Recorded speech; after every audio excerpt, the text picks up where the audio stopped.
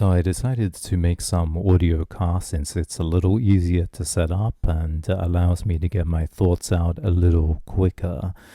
Also, the audio quality is a little better with this microphone. So I wanted to talk about chaos magic and the paradigm shift, or the idea of the paradigm shift. Now, as you may know, the idea is that a practitioner of chaos magic will adopt different paradigms or different beliefs and will try them out for a certain period to experience what it is like and to expand his or her consciousness through this kind of act of role playing.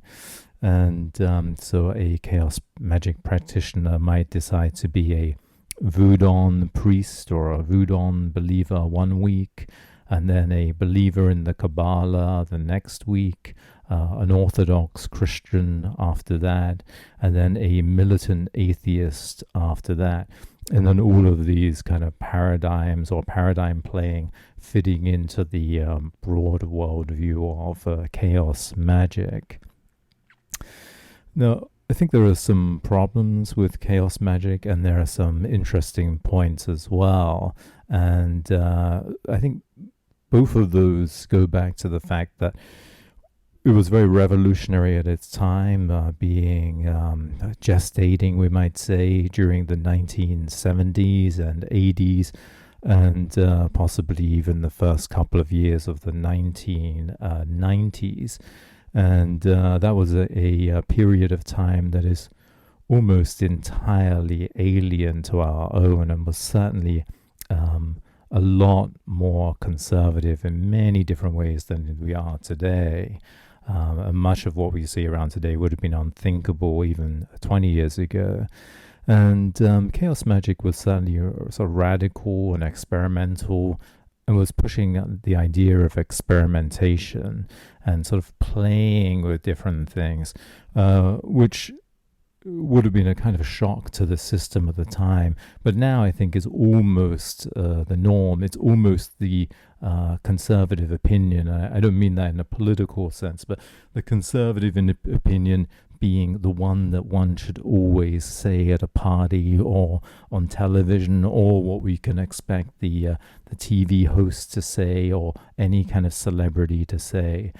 They're going to say, just be yourself, be you, you're wonderful as you are, try different things, and so on and so forth.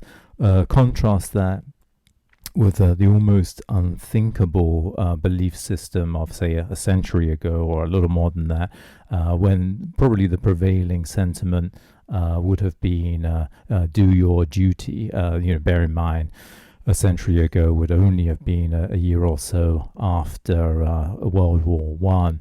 And so the prevailing sentiment would have been very much do your duty. What you want individually or how you want to express yourself is of no importance, and you need to put your country over you and your civilization over your desires. And certainly this way of thinking kind of continued throughout much of the 20th century. Certainly after World War II for a few decades, the soldiers who fought in the war were very, still alive, and had this belief that we fought for your freedom, so you shouldn't be rebelling against us, which you might detect a slight hypocrisy there. And of course, during that time, you had such things as the hippie movement, and perhaps more so, especially in England, where chaos magic was cultivated, the punk movement. And certainly you can see some kind of aesthetic relationship between early chaos magic and punk, as it were. And in a very restrictive society, it is, of course, necessary to push the boundaries. And it may be argued that we are now entering very much a new kind of restrictive society, where all kinds of things cannot be said, all kinds of things cannot be done, and one must pay lip service to the prevailing sentiments of whatever we might hear on the mainstream media today. And that is true. But the prevailing sentiment is very much one where, well, we should experiment, we should be ourselves. No, you shouldn't listen to other people, and you shouldn't have to kowtow to a particular tradition. If you want to do something differently and if you want to be radical, that's what you should do.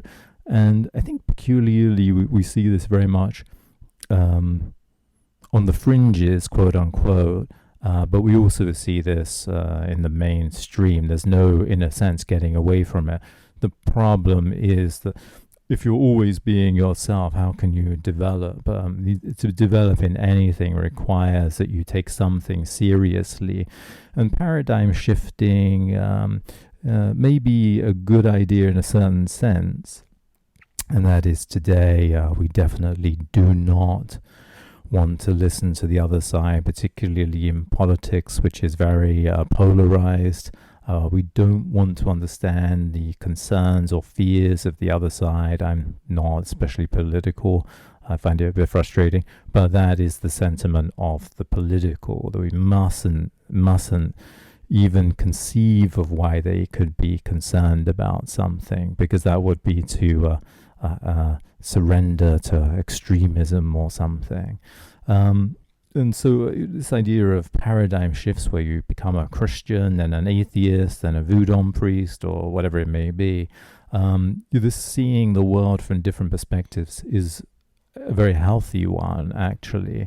Of course, it's also a little bit fake that you adopt these beliefs for a week or 2 weeks or a month or a year.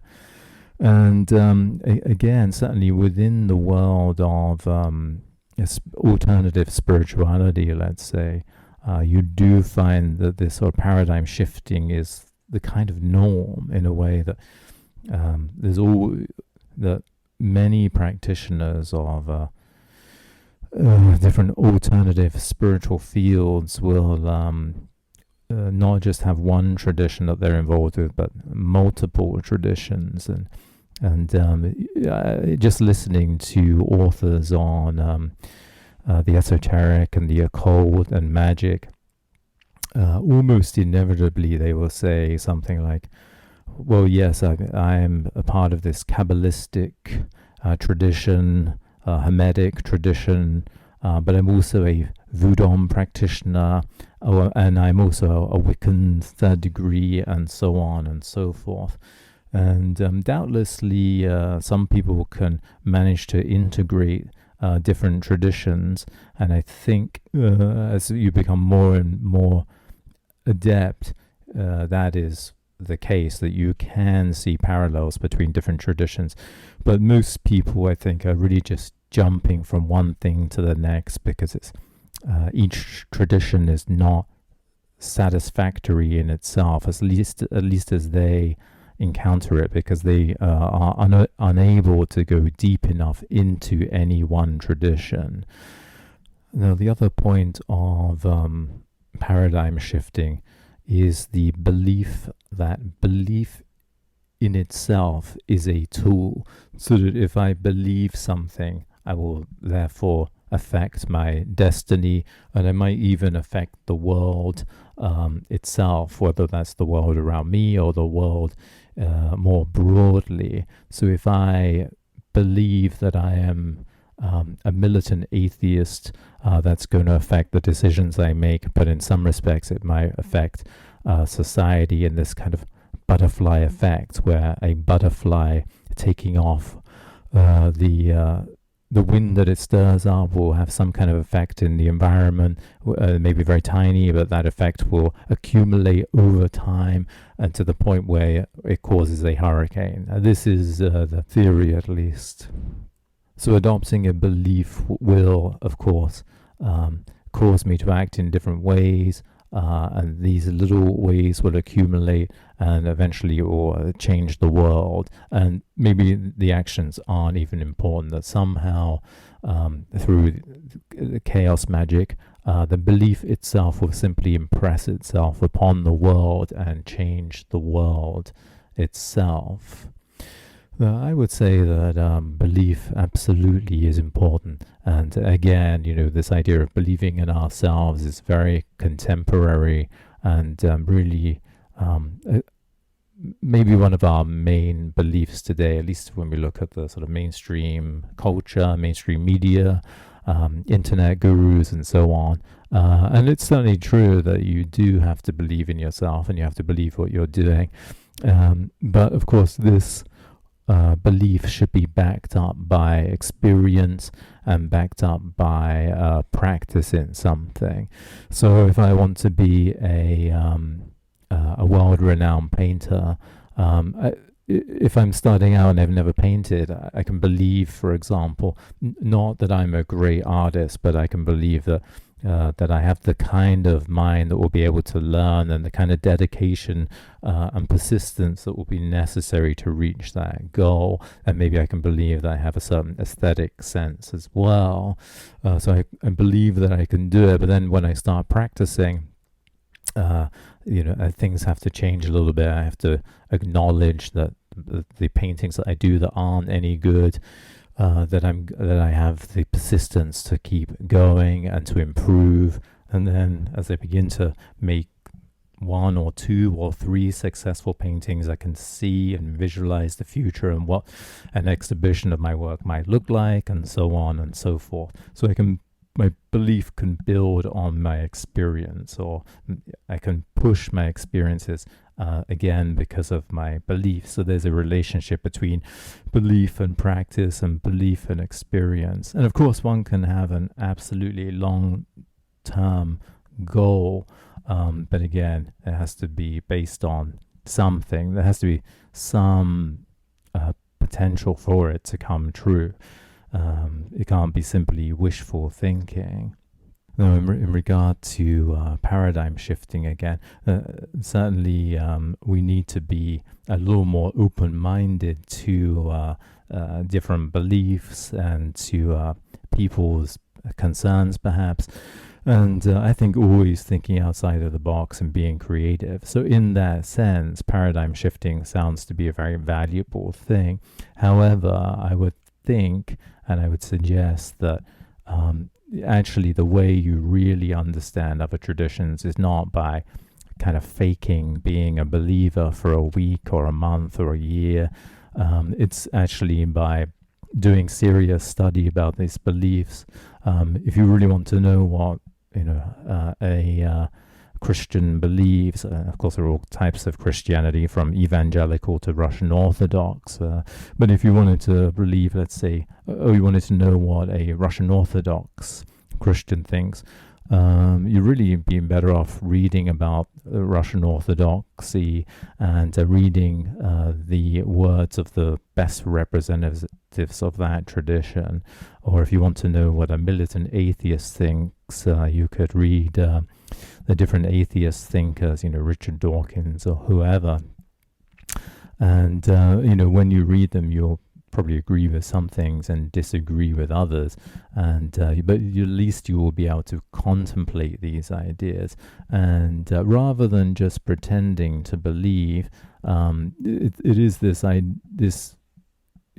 the act of contemplating that really helps us to understand things and to relate to different traditions and to things that might be quite alien to us otherwise.